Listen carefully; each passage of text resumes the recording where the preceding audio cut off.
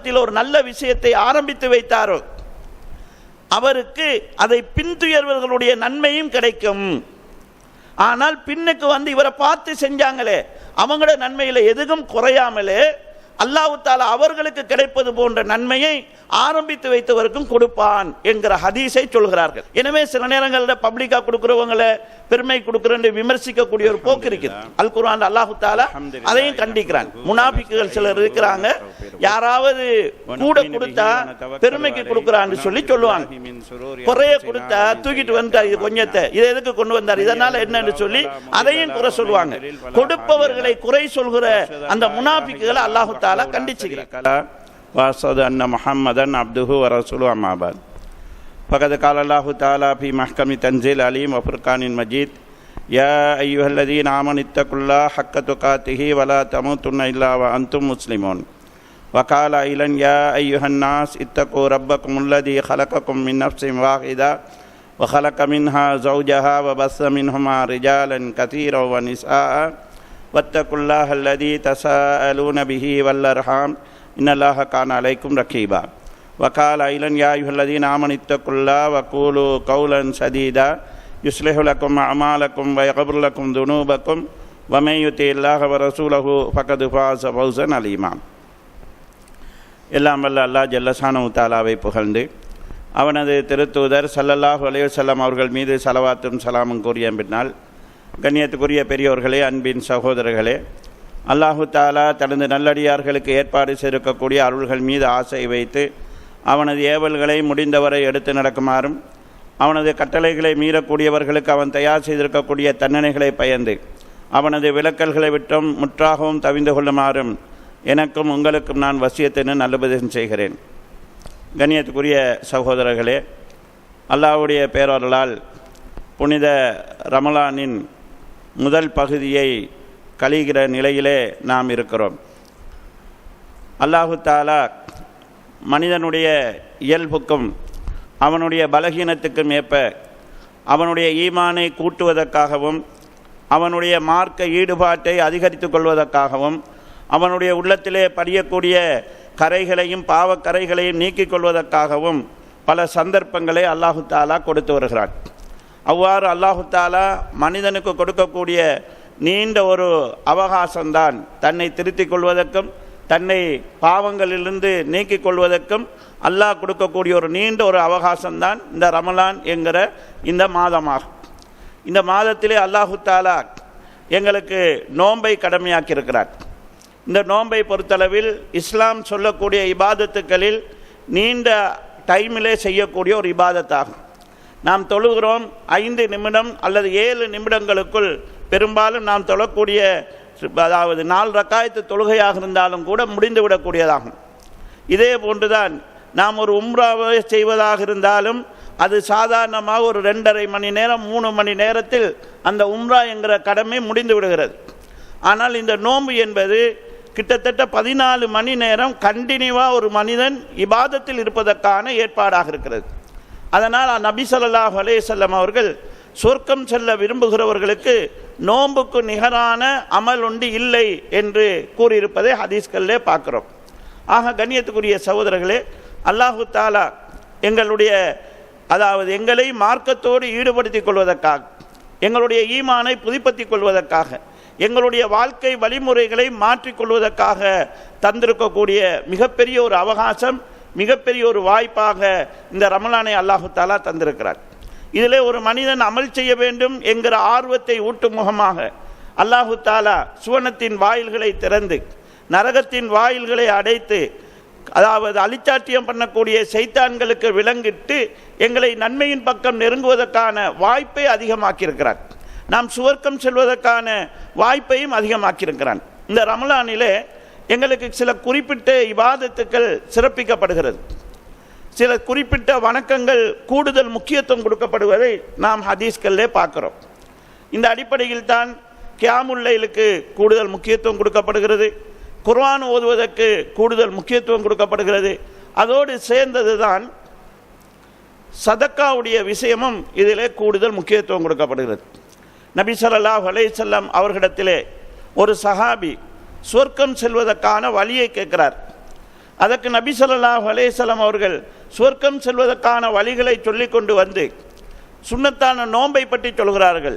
அஸ்ஸௌமு ஜுன்னா, நோன்பு என்பது உங்களை நரகத்திலிருந்து பாதுகாக்கும் கேடயமாக இருக்கும் என்று சொல்லிவிட்டு அடுத்ததாக நபி ஸல்லல்லாஹு அலைஹி வஸல்லம் அவர்கள் சதக்கா எப்படி நெருப்பை நீர் அணைக்குமோ அது போன்று பாவங்களை அணைத்துவிடும் என்று நபி ஸல்லல்லாஹு அலைஹி வஸல்லம் அவர்கள் சுவர்க்கம் செல்வதற்கான அந்த வழிமுறைகளை நோன்பை தொடர்ந்து சதக்காவை சொல்லியிருப்பதை நாங்கள் ஹதீஸ்களிலே பார்க்கிறோம். இதே போன்று அல்லாஹு தஆலா இந்த நோம்போடு ஒரு கடமையான சதக்காவையும் எங்களுக்கு விதித்திருக்கிறார். அதை நாங்கள் ஜகாத்துல் ஃபித்ர் என்று சொல்கிறோம். அப்போ நோம்பும் இந்த சதக்காவும் நெருங்கிய தொடர்புடையது என்பதை இந்த இந்த தொடராக நாங்கள் காலாகாலமாக பின்பற்றி வரக்கூடிய இந்த ஜகாத்துல் ஃபித்ர் என்கிற கடமையும் எங்களுக்கு உணர்த்துகிறது. இதே போன்று நபி ஸல்லல்லாஹு அலைஹி வஸல்லம் அவருடைய வாழ்க்கையை நாம் எடுத்துக்கொண்டால், அவருடைய வளமையான போக்கை நாம் எடுத்துக்கொண்டால், சஹாபாக்கள் சொல்கிறார்கள், கானன் நபி ஸல்லல்லாஹு அலைஹி வஸல்லம் அஜ்வதன் நாஸ், நபி ஸல்லல்லாஹு அலைஹி வஸல்லம் அவர்கள் மனிதர்களிலேயே அதிக கொடை கொடுக்கக்கூடியவராக, தாராளமாக தர்மம் செய்கிறவர்களாக இருந்தார்கள். இதுதான் அவருடைய இயல்பு. ஆனால் ரமலான் மாதம் வந்துவிட்டால், ஜிப்ரீல் அலைஹிஸ்ஸலாம் அவர்களை அவர்கள் சந்திக்கக்கூடிய அந்த காலம் வந்துவிட்டால், ரசூலுல்லாஹ்வுடைய சதக்கா என்பது கர்ரீஹில் முர்சலா, வீசுகின்ற காற்றை போடு வேகமாக இருக்கும் என்று சொல்கிறார்கள். அதாவது காற்று இந்த செகண்ட் இந்த இடத்தில் இருந்தால் அடுத்த செகண்ட் எங்கே இருக்கும் என்று யாருக்கும் தெரியாது. ஒரு இடத்தில் நிலையாக நிற்காதது தான் காற்று.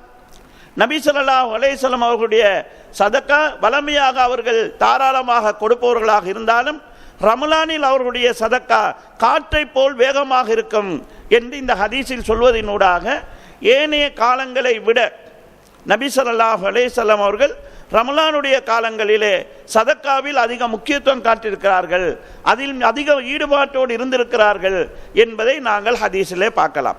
கண்ணியத்துக்குரிய சகோதரர்களே, இந்த சதக்கா என்கிறதை எங்களுக்கு மார்க்கம் மிக விரிவாகவும் விசாலமாகவும் சொல்லியிருக்கிறது. சதக்காவில் பிரதானமான அம்சம் என்ன என்று கேட்டால், அல்லாஹ்வுடைய திருப்தியை எதிர்பார்த்து தன்னிடம் இருக்கக்கூடிய பொருளாதாரத்தை தேவை உடையவர்களுக்கு கொடுப்பது. அதனுடைய நோக்கம் அல்லாஹ்வுடைய திருப்தியை எதிர்பார்த்ததாக இருக்கணும், தேவை உள்ளவங்களுக்கு அது கொடுக்கப்படுறதாக இருக்கணும். இதுதான் சதக்கா என்பது. இந்த சதக்காவிலே ரசூல் ஸல்லல்லாஹு அலைஹி வஸல்லம் அவர்கள் பல விஷயங்களை சிறப்பித்தும் வித்தியாசப்படுத்தியும் சொல்லியிருக்கிறார்கள். உதாரணமாக, பசியோடு இருப்பவர்களுக்கு உணவு கொடுப்பதை சிறந்த தர்மமாக எங்களுக்கு மார்க்கம் சொல்கிறது. நபி ஸல்லல்லாஹு அலைஹி வஸல்லம் அவர்களிடத்தில் பல சந்தர்ப்பங்களில் இதை சொல்லியிருக்கிறார்கள். உணவளித்தல் என்கிறது ஒரு சாதாரண விருந்து என்கிறது ஒரு வகை. விருந்து என்று சொன்னால் அது நாங்கள் ஏழைக்கும் கொடுப்போம், பணக்காரனுக்கும் கொடுப்போம். அது தேவை உள்ளவங்களுக்கும் கொடுக்கப்படும், தேவை இல்லாத ஆட்களுக்கும் கொடுக்கப்படும். அது விருந்து வகை சேரும். இத்ஆமுல் மசாக்கீன், ஏழைகளுக்கு உணவளித்தல் என்பது இல்லாதவர்களுக்கு கொடுப்பது. அந்த இல்லாதவர்களுக்கு கொடுப்பதை இஸ்லாத்தின் சிறந்த அமலாக நபி ஸல்லல்லாஹு அலைஹி வஸல்லம் அவர்கள் சொல்கிறார்கள். லேசாக சொர்க்கம் செல்வதற்கு இருக்கக்கூடிய வழிகளில் ஒன்றாக நபி ஸல்லல்லாஹு அலைஹி வஸல்லம் அவர்கள் ஏழைகளுக்கு உணவளிப்பதை சொல்கிறார்கள். குர்ஆனிலும் அல்லாஹு தஆலா ஏழைகளுக்கு உணவளிப்பது என்பது ஒரு மனிதனுக்கும் சொர்க்கத்துக்கும் இடையில் இருக்கக்கூடிய தடையை நீக்குவதற்கான அடிப்படையாக அமையும் என்பதை அல் குர்ஆனிலே அல்லாஹு தஆலா சொல்லி காட்டுகிறான். இவ்வாறு குர்ஆனுடைய பல இடங்களிலே இந்த விஷயம் சொல்லப்படும். தேவை உள்ளவர்களுக்கு உணவளிக்கிறது. இதை அல்லாஹு தஆலா இதே மாதிரி இஸ்லாத்தினுடைய குற்றவியல் சட்டங்கள், அதாவது கஃபாராக்கள், மனிதன் செய்யக்கூடிய தவறுகளுக்கான பரிகாரங்களையும் மார்க்கம் இதை சொல்லியிருக்கிறது. ஒருவர் சத்தியம் செய்து சத்தியத்தை முறித்தால் 10 ஏழைகளுக்கு உணவளிக்க வேண்டும், இது மார்க்கம் சொல்லுது. அல்லது 10 பேருக்கு ஆடை கொடுக்க வேண்டும், இப்படி அதையும் இல்லை என்று அவனை முடியாது என்று சொல்லி சொன்னால் 3 நோம்பாவது பிடிக்க வேண்டும். அப்போ குற்ற பரிகாரத்தில் இந்த ஏழைகளுக்கு உணவளித்தல் என்கிறது சேருது. அதே மாதிரி லிகார் என்கிற ஒரு மனைவியை தாய்க்கு ஒப்பிட்டால் 60 ஏழைகளுக்கு உணவளிக்க வேண்டும். இவ்வாறு அல் குர்ஆன் இந்த ஏழைகளுக்கு உணவளித்தல் என்கிற சதக்காவை சிறப்பித்து சொல்கிறது. இதே போல சதக்காவில் சிறந்த ஒன்றுதான் தண்ணி கொடுத்தல் என்கிறது. தண்ணி எங்களுக்கு சாதாரணமாக கிடைக்கிறதுனால அது எவ்வளோ முக்கியங்கிறது தெரியாமல் போகும். தண்ணி இல்லாமல் இருந்தால் தண்ணி, ஒரு கிளாஸ் தண்ணி எவ்வளோ பெருமதியானதுங்கிறது எங்களுக்கு தெரிய வரும். தண்ணி இல்லாத நிலையில் இருக்கிறவர்களுக்கு தண்ணியை பெற்றுக் கொடுப்பதை இஸ்லாம் பெரிய சதக்காவாக சொல்கிறது. அதே மாதிரி தேவையுடையவர்களுக்கு பொருளையோ பணத்தையோ தர்மமாக கொடுப்பது. இந்த பொருளையும் பணத்தையும் தர்மமாக கொடுக்கும்போது நாம் விரும்பினால் அதை பகிரங்கமாகவும் கொடுக்கலாம், விரும்பினால் ரகசியமாகவும் கொடுக்கலாம். அல் குர்ஆனில் அல்லாஹு தஆலா சதக்காவை நீங்கள் துபுது சதக்காத், சதக்காக்களை நீங்கள் பகிரங்கப்படுத்தினால் படிமாகிய அதுவும் சிறந்ததுதான். ஏன் சிறந்ததாக அமையும்? இன்னொருவரையும் சதக்கா செய்ய தூண்டுவதாக அமையலாம்.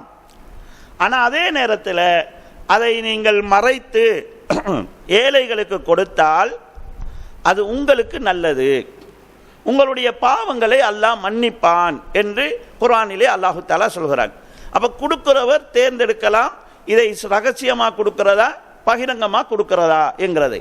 அந்த வசனத்தை வைத்து பார்த்தோம் என்று சொல்லி சொன்னால், அடுத்தவர்களை தூண்டுவதற்காக, அடுத்தவர்களுக்கு முன்மாதிரியாக இருப்பதற்காக ஒருவர் செய்து அதன் மூலமாக மற்றவர்களும் அதை செய்யக்கூடிய ஒரு ஆர்வத்தை பெற்றார்கள் என்றால் எங்களுக்கு அது நன்மை சேர்ப்பதாக அமையும்.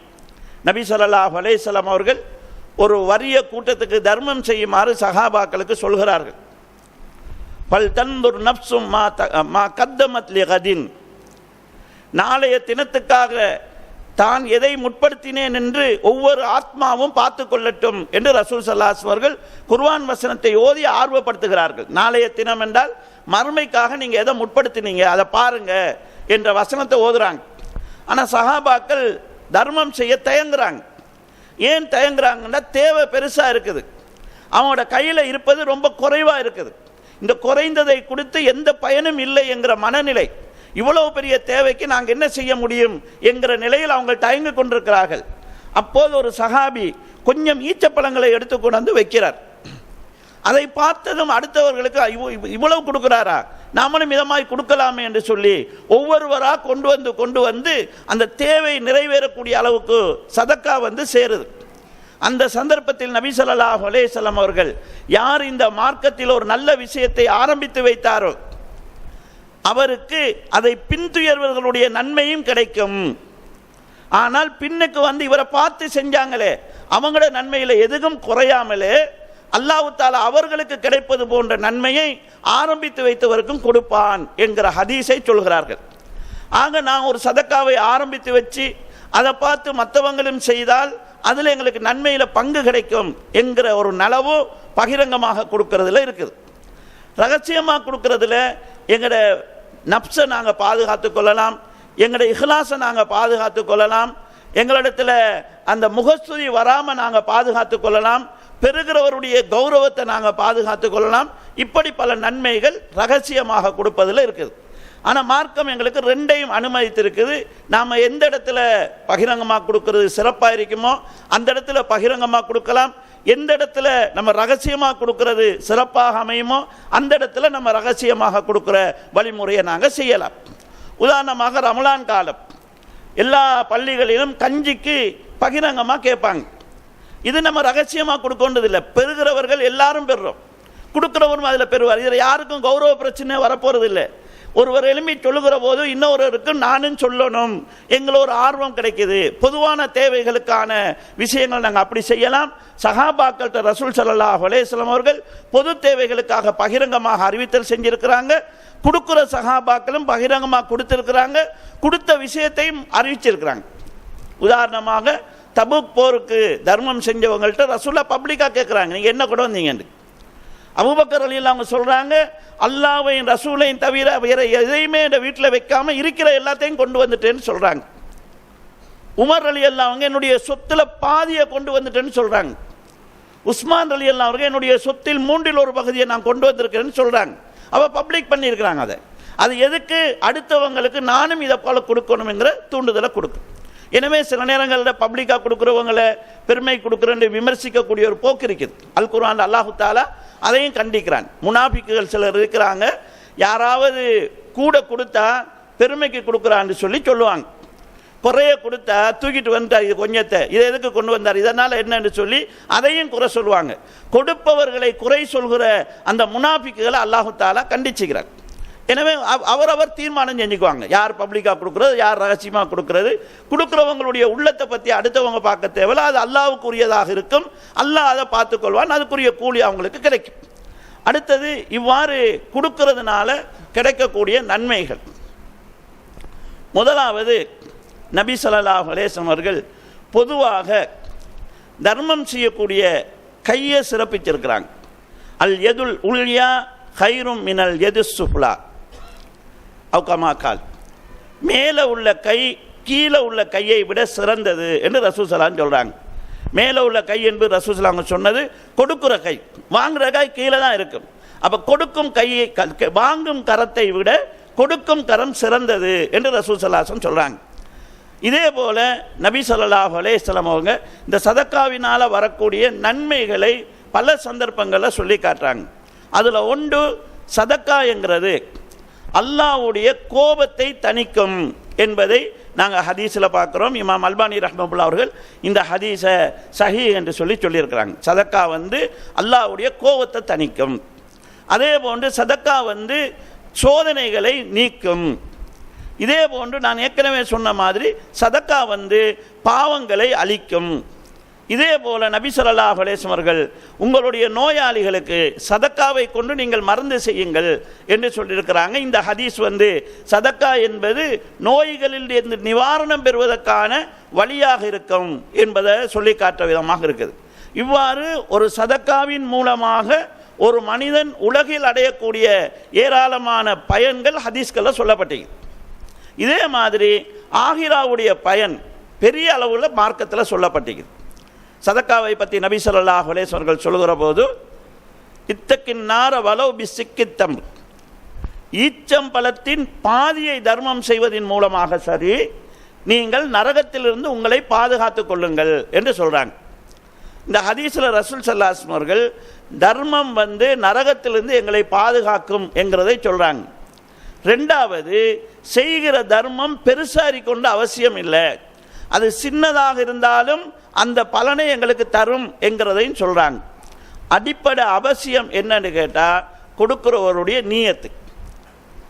ஒருவர் தர்மம் செய்கிறார், தர்மம் செய்கிறவருடைய தூய்மையான உள்ளத்துக்கு ஏற்ப அதனுடைய பலன் கூடியதாக இருக்கும். இதைத்தான் நபி ஸல்லல்லாஹு அலைஹி வஸல்லம் அவர்கள் சஹாபாக்களை குறித்து சொல்கிற போது, உங்களில் ஒருவர் உஹது மலை அளவு தங்கத்தை தர்மம் செய்தாலும் எனது தோழர்களில் ஒருவர் ஒரு கைப்பிடி அளவு அல்லது அரை கைப்பிடி அளவு தர்மம் செய்த தர்மத்துக்கு ஈடாகாதுன்னு சொல்கிறாங்க. நீங்கள் உஹது மலை அளவு தங்கத்தை தர்மம் செய்தாலும் ஒரு சஹாபி கையால் அள்ளி கொடுத்த தர்மத்துக்கு அது ஈடாகாது என்று சொல்கிறாங்க. அப்போ கொடுக்குற பொருள் என்ன, கொடுக்குற அளவு என்ன என்பது அல்ல, கொடுக்கிறவருடைய மனசு என்ன, அவருடைய நிலை என்ன என்கிறதை பொறுத்து அல்லாஹு தாலா அதற்கான அந்தஸ்தை கொடுக்கிறார். ஹதீஸ்களில் நாங்கள் பார்க்குறோம், நீங்கள் ஒரு தர்மம் செய்தால் அல்லாஹ் அதை தன் வலக்கரத்தால் வாங்கி கொள்கிறான். ஏழைக்கு கொடுக்கிறத அது அல்லாஹ்க்கு கொடுத்ததாக அல்லாஹ் எடுத்துக்கொள்கிறார். அப்படி எடுத்து உங்களுடைய ஒரு குதிரை குட்டியை நீங்கள் எப்படி செல்லமாக நல்லா ஆரோக்கியமாக வளர்ப்பீங்களோ அதே போல் அல்லாஹு தாலா அதை வளர்க்கிறான், அந்த தர்மத்தை வளர்க்கிறான். வளர்த்த தர்மத்தை அல்லாஹு தாலா நாளை மறுமையில் தருவான். அதை எப்படி தருவான்னு சொன்னால் பன்மடங்காக அல்லாஹு தாலா பெருக்கி தருவான். இதைத்தான் குர்ஆனில் அல்லாஹு தாலா ஒரு உதாரணமாக சொல்லி சொல்கிறார். நீங்கள் ஒரு நெல்லை வயலில் போடுறீங்க, அது முளைக்குது, 7 கதிர்களை விடுகுது, ஒவ்வொரு கதிரிலும் 100 நெல்மணிகள் இருக்கிறது. இதே அல்லாஹு தாலா சதக்காக்க ஒப்புருக்கிறான். நீங்கள் போடுறது ஒரு நெல்லாக இருக்கும், அது 700 நெல்லாக திரும்பி உங்களுக்கு கிடைக்கும். இதே போன்று அல்லாஹு தாலா சதக்காவை பெருப்பித்து தருவான். தான் நாடுகிறவர்களுக்கு இதைவிட அதிகமாக அல்லாஹு தாலா தருவான் என்பதை அந்த குர்ஆன் வசனத்திலே அல்லாஹு தாலா சொல்லி காட்டுகிறார்.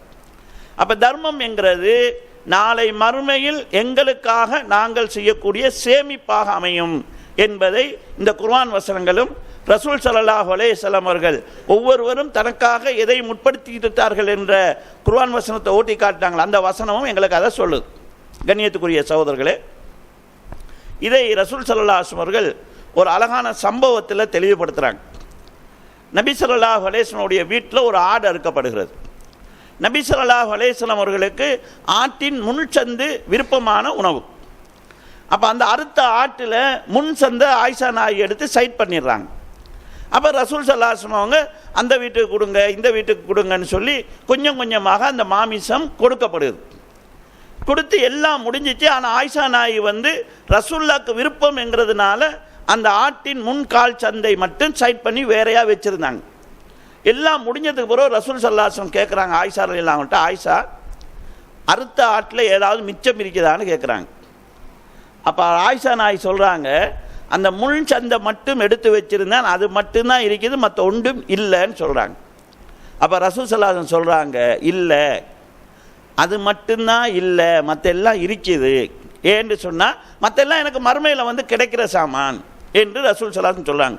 இதை வேறொரு ஹதீஸில் ரசூல் ஸல்லல்லாஹு அலைஹி வஸல்லம் சொல்கிற போது, யக்கூலுல் அப்து மாலி மாலி, ஒரு அடியான் என் செல்வம் என் சொத்து என்று சொல்லி கொண்டு இருக்கிறான். ஆனால் பமாலகும் மின் மாளிகை இல்ல சலாஸ், அவனுடைய சொத்து அவனுடைய செல்வம் என்று சொல்வதற்கு மூன்றே தான் இருக்குது. இந்த மூன்று தான் ஒரு மனிதனுடைய சொத்து.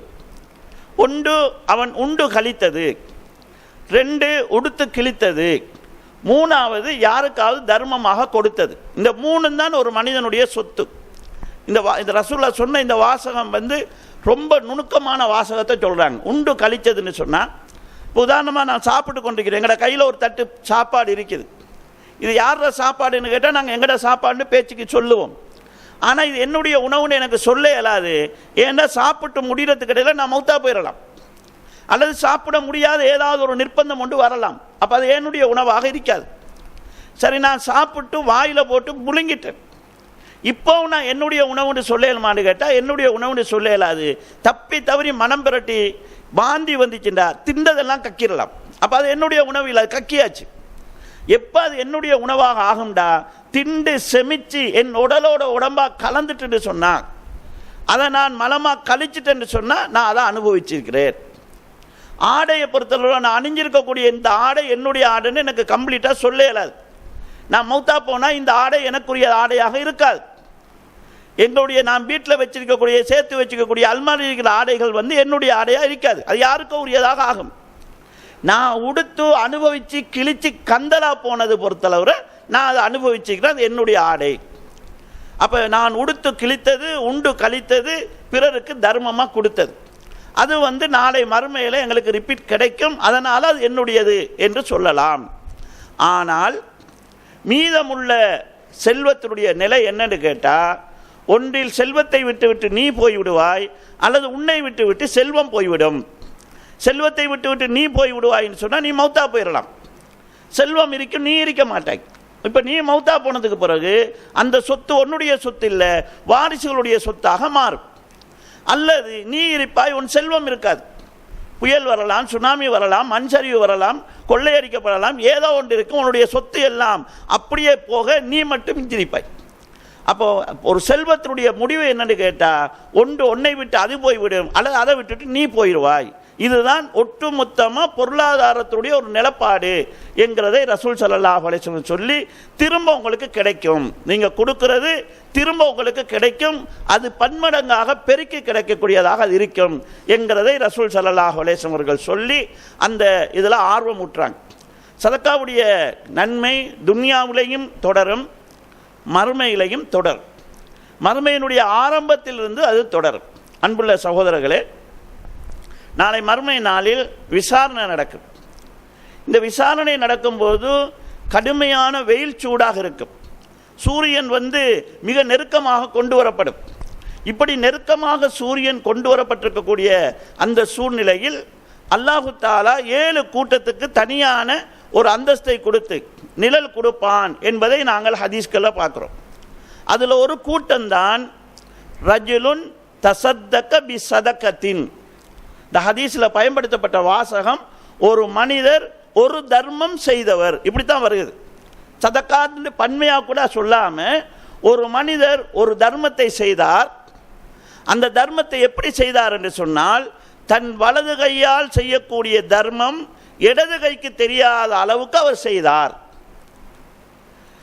இந்த மனிதருக்கும் நாளை மறுமையில் அல்லாஹு தாலா அந்த மஹ்சரில் நிழல் கொடுப்பான் என்பதை நாங்கள் ஹதீஸில் பார்க்குறோம். அப்போ நாளை மறுமையில் நிழலுக்கான ஏற்பாடு இதில் இதே மாதிரி இன்னொரு அறிவிப்பில், அதாவது மறைச்சி கொடுக்கறத சொல்லியே சொல்லப்படுது. விசாரணை நடக்கும்போது அந்த விசாரணை நடக்கும் வரைக்கும், அதுக்கு பிறகு சொர்க்க நரகம் உள்ளது, சொர்க்கத்துக்கு போனால் எந்த பிரச்சனையும் இல்லை. அந்த விசாரணை நடக்கும் வரைக்கும் சதக்கத்து சிர், ரகசிய தர்மம் செய்தவர்களுக்கு நிழல் கிடைக்கும் என்பதையும் நாங்கள் ஹதீஸ்களில் பார்க்குறோம். அப்போ மஹ்சருடைய ஆரம்பத்திலிருந்து அந்த அந்த நன்மை, அந்த ஃபாயிதாவை இந்த சதக்கா கொடுக்கிறவர்கள் அடைவார்கள் என்பதை இந்த ஹதீஸ் எங்களுக்கு சொல்லி காட்டுகிறது. இதே போல் சொர்க்கம் போவாங்கன்னு சொல்லி சொன்னால் சொர்க்கத்துக்கு போகிறதுக்கான காரணமாக சதக்கா அமையும்.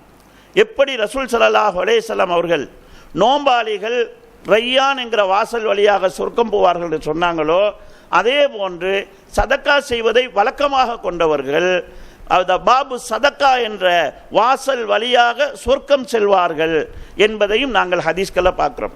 கண்ணியத்துக்குரிய சகோதரர்களே, பொதுவாக சதக்காக்கள் சிறப்பிக்கப்பட்டிருக்கிறது. இந்த சதக்காக்களில் நாங்கள் பணத்தை தர்மமாக செய்யலாம், பொருளை தர்மமாக செய்யலாம், உணவை தர்மமாக செய்யலாம். அதே நேரத்தில் பணமோ பொருளோ தர்மம் செய்ய முடியாதவர்கள் நல்ல வார்த்தைகளை தர்மமாக செய்யலாம். தஸ்பீஹ் அவங்களுக்கு தர்மமாக அமையும். பிற மனிதர்களுக்கு அவர்கள் செய்யக்கூடிய நல்ல ஆலோசனைகள் அவர்களுக்கு தர்மமாக அமையும். இப்படி ஏதோ ஒரு வகையில் தர்மத்துக்கான வழிவகைகளை இஸ்லாம் எங்களுக்கு விரிவாக்கி இருக்கிறது. இந்த தர்மங்களை ரமலானில் செய்வது மிக கூடிய அளவுக்கான பயனுக்குரியதாக இருக்கும். இந்த அடிப்படைகளை புரிந்து கொண்டு செயல்படுவதற்கு முயற்சி செய்வோம். எல்லாம் வல்ல அல்லாஹ் ஜல்ல ஷானஹு தஆலா அதற்கு நம் அனைவருக்கும் தௌஃபீக் செய்வானாக. வாஹிரு தவ்வானா அல்ஹம்துலில்லாஹி ரப்பில் ஆலமீன். அல்ஹம்துலில்லாஹி நஹ்மதுஹு வ நஸ்தஈனுஹு வ நஸ்தக்ஃபிருஹு வ நு'மினு பிஹி வ நதவக்கலு அலைஹி வ நஊது பில்லாஹி மின் ஷுரூரி அன்ஃபுஸினா வ மின் ஸய்யிஆத்தி அஅமாலினா மை யஹ்திஹில்லாஹு ஃபலா முதில்ல லஹு வ மை யுத்லில் ஃபலா ஹாதிய லஹு வஅஷ்ஹது அல்லா இலாஹ இல்லல்லாஹு வஹ்தஹு லா ஷரீக லஹு வஅஷ்ஹது அன்ன முஹம்மதன் அப்துஹு வ ரசூலுஹு அம்மா பஅத். அல்லாஹும்ம ஸல்லி அலா முஹம்மதின் வ அலா ஆலி முஹம்மத் கமா ஸல்லைத அலா இப்ராஹீம வ அலா ஆலி இப்ராஹீம இன்னக ஹமீதும் மஜீத்.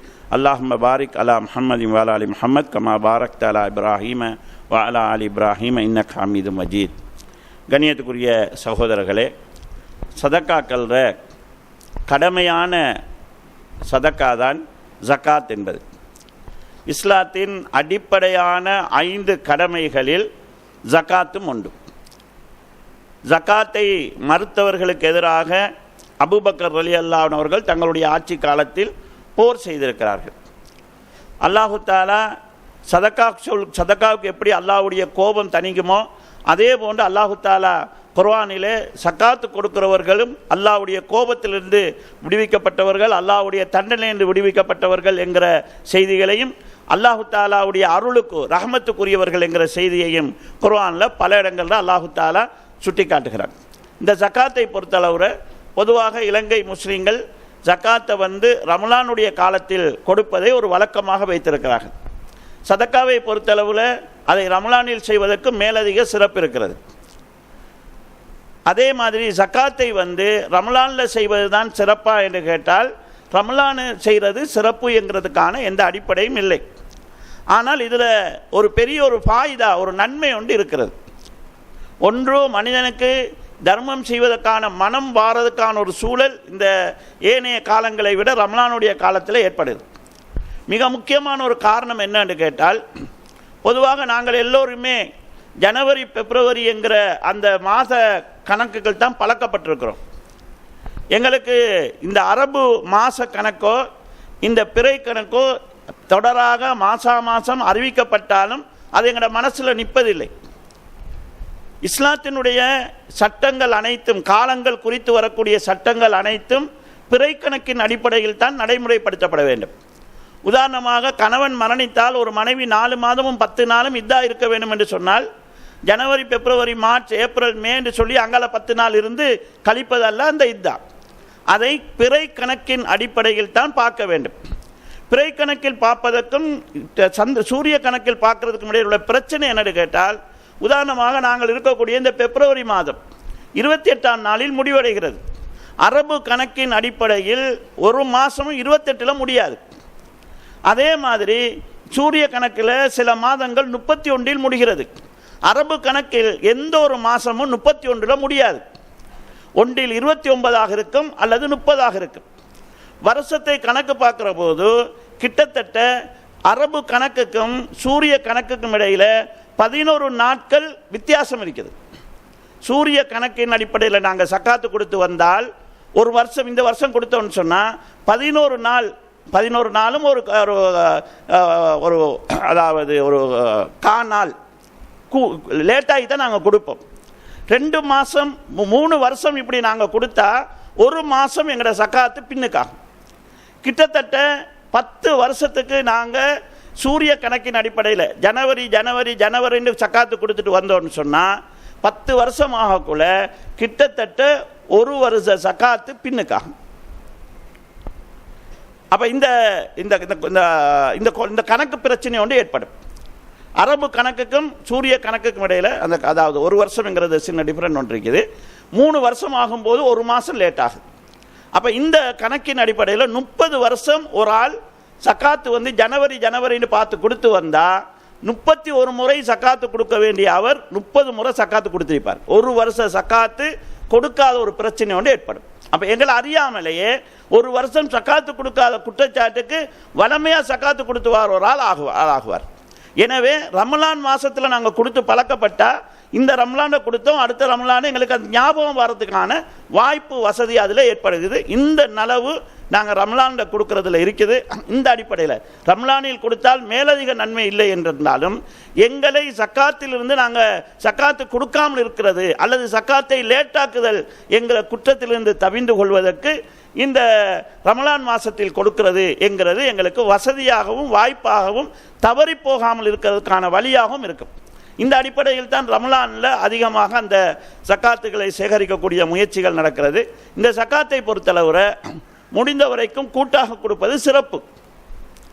என்றால் ஹதீஸ்களையும் குர்ஆன்லையும் ஹுத் மின் அம்வாலிஹிம், அவங்களுடைய செல்வத்திலிருந்து நீங்கள் சக்காத்தை எடுங்க என்று அல்லாஹு தாலா சொல்கிறான். நபி ஸல்லல்லாஹு அலைஹி வஸல்லம் அவர்களும் துஹது மின் அக்னியாயும் வ துரத்து இலா ஃபுக்கராயிஹிம், பெறங்காரர்களிடமிருந்து அது எடுக்கப்பட்டு ஏழைகளுக்கு கொடுக்கப்படும் என்று சொல்கிறாங்க.